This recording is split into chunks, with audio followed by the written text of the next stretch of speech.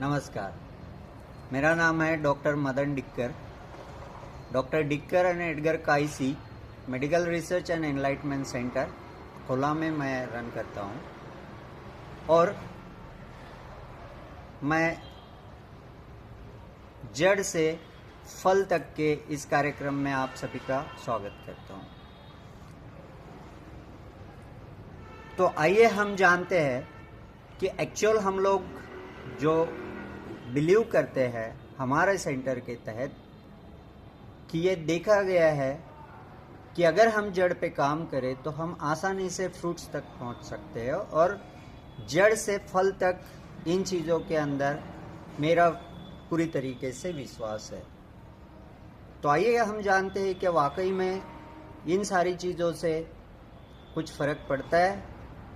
पूरी तरीके से कुछ दुर्धर रोग जो काफ़ी जीर्ण है, काफ़ी परेशान हो चुके हैं, ऐसे मरीज हैं जो इन चीज़ों से उभर सकते हैं, क्या पूरी तरीके से ये नष्ट होने की ताकत रखते हैं। और इन सारी चीज़ों के अंदर क्या वाकई में ईश्वर ने अगर कोई बीमारी दे रखी है, मान लो, तो क्या उसके ऊपर उसने कोई दवा बनाई है? तो हाँ, इसका उत्तर है बिल्कुल।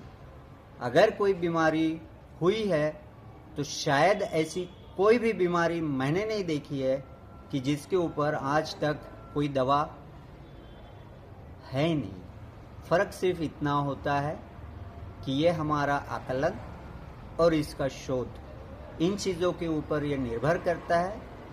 लेकिन अगर निर्माता ने ये सृष्टि बनाई है तो नेचुरली प्रॉब्लम्स दिया है तो उसका सॉल्यूशंस भी उसी ने दिया है। तो आइए मैं आपको मिलवाता हूँ ऐसे ही एक हमारे मित्र जयंती भाई पटेल। नमस्ते। हम इनसे जानते हैं कि इन्हें क्या प्रॉब्लम्स थे और इनके अनुभव हमारे medical research and enlightenment centres के क्या रहे हैं। सर आप आपका परिचय देंगे? मेरा नाम जयंती भाई पटेल है और मेरा जो इस दवा के बारे में जो अनुभव है डॉक्टर साहब के साथ का जो इन्होंने इलाज किया, बीमारी कहने की सबसे जैसा कहने का डॉक्टर की भाषा में बोलते फिस्टुला हो गया, उसके बाद में भगंदर हो गया। मुझे ये तकलीफ 14 साल से ऑलरेडी थी और लास्ट स्टेप जो जिसको बोलते भगंदर, वो स्टेप होने के बाद मैं वैद्य के पास में, होम्योपैथी वाले के पास में 2-2, 3-3 साल तक आयुर्वेदिक का काढ़ा ये सब लेने के बाद भी क्लियर हुआ नहीं। ये ऐसा समझो मेरे को भगवान के स्वरूप में जो डॉक्टर साहब मिले, मदन सर, उन्होंने जो मुझे आयुर्वेदिक का जो उपचार दिया उन्होंने, तो आज वो जिसको बीमारी को नासूर बोला जाता है, मतलब कभी न मिटने वाली बीमारी, उस बीमारी को इन्होंने आज 14 साल के बाद उस बीमारी को मिटाया। जो मेरा खुद का तजुर्बा है, जो मुझे तकलीफ थी आज 14 साल से, वो आज इनकी मेहरबानी से वो क्लियर हुई है। और जहाँ तक मेरा ख्याल है कि ऐसी बीमारी से काफ़ी लोग, 10 में से करीब 7-8 लोग बीमार हैं आज की तारीख में। तो कहना तो ये चाहूँगा कि बस अगर किसी को इतनी बड़ी अगर तकलीफ हो, भगवान करे उसको सही डॉक्टर सही इलाज तो मिलता नहीं है, ये तो मेरा अनुभव है। मैं किसी को कुछ अच्छा बुरा नहीं बोलता हूँ, लेकिन सही करने वाला अगर कोई मिला तो मुझे मदन बाबू मिले, जिससे मेरी बीमारी एकदम 100% ठीक हो गई, जो कि होती नहीं है, जिसका नाम है नासूर दिया जाता है कि नहीं मिटने वाली बीमारी, यानी कि नासूर, वो आज की तारीख में क्लियर हो। ये सबसे बड़ा अनुभव है और ये डॉक्टर साहब की मेहरबानी से हुआ है। सर आप क्या दर्शकों को ये बताना चाहेंगे कि ये जब शुरू हुआ तो इसको ठीक करने के लिए क्या आपने इसका कोई सर्जरी किया? कैसा है कि स्टार्टिंग में डॉक्टर के पास में गया जब मुझे तकलीफ हुई थी, तो उनका कहना ऐसा कि आपको फिस्टुला हुआ है, जो ऑपरेशन करना पड़ेगा। तो मैं नागपुर जाके ऑपरेशन किया और नागपुर, वो डॉक्टर का नाम तो आपको भी मालूम है, नहीं लेना नहीं है। हाँ, नाम लेना नहीं है, मैं नाम नहीं लेता हूँ। तो वहाँ पर उन्होंने लेज़र से ऑपरेशन किया।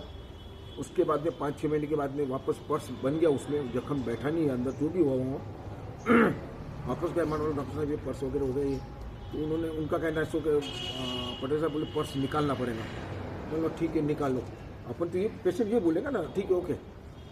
तो पर्स निकालने के हिसाब से तो उन्होंने बाकायदा सर्जरी यानी कटिंग कर दी, जो मुझे घर पे आने के बाद में पता चला कि इतना काट चुके हैं, जिसके अंदर पट्टियाँ वगैरह सब डाली थी। जब शाम को जब देखे जब पता चला कि इतनी तो सर्जरी मैंने काट के पर्स निकाला उन्होंने। अब ये जख्म बैठना बोले तो सालों गिनती लग गए, आहिस्ता आहिस्ता करते करते करते करते करते करते आखिरी बैठने के बाद में भी उसमें आखिरी छेद कायम रहा है, जिसके अंदर से पर्स निकलना कंटिन्यूटी चालू रहता, दुखना, फोड़े होना। वो इतने सालों का होने के बाद में, ये 14 साल के बाद में मुझे ये डॉक्टर साहब मिले और इनसे जो इलाज हुआ, इन्होंने जो उसकी नस पकड़ी, इलाज है लेकिन रियली में मेरा तो जो है बोलता है कि जैसा डीप में जाके कोई डॉक्टर मन से ऐसा लगता नहीं कि वो चाहता कि वो रिपेयर हो जाए। पेशेंट आता है जाता है, आता है जाता है, देते रहता हो जाएगा, लेकिन होता कुछ नहीं ये बीमारी के बारे में। और वो मेहरबानी डॉक्टर साहब की रही, जिसकी वजह से मैं आज 100% इस बीमारी से निकल चुका हूँ। अच्छा सर, ये ऑपरेशन होने के बाद भी जो छेद बने थे और उसके बाद वो छेद बढ़ते बढ़ते कितने और कहाँ तक चले गए थे? वो कैसा है कि वो जो पर्स बनता था, वो पर्स बोले तो कैसा मालूम है कि बाहर से तो अपने को सिर्फ छेद ही दिखता है, लेकिन वो अंदर से पर्स होते होते अंदर नलिया में चले जाता, अंदर डीप में।